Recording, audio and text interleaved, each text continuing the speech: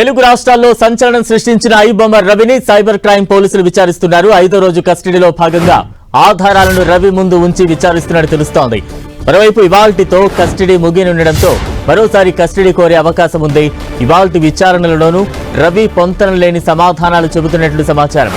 ఇవాల్టి విచారణలో ER Infotech company పేరుతో డొమైన్ల కొనుగోలుపై ఆరా తీసినట్టు తెలుస్తోంది. నిన్న కూడా రవిపై పోలీసులు ప్రశ్నల వర్షం కురిపించారు. రవికి చెందిన బ్యాంక్ అకౌంట్ల వివరాలు, క్రెడిట్ డెబిట్ కార్డుల వివరాలతో పలు బ్యాంకులకు మెయిల్స్ చేశారు సిసిఎస్ పోలీసులు. బ్యాంకులు అందించే వివరాలతో మరిన్ని ఆధారాలు సేకరించాలని పోలీసులు భావిస్తున్నారు. సినిమాలను పైరసీ చేసేందుకు తనకు ఎవరూ సహకరించలేదని, ఒక్కడినే అంతా చేశారని రవి చెబుతున్నాడు.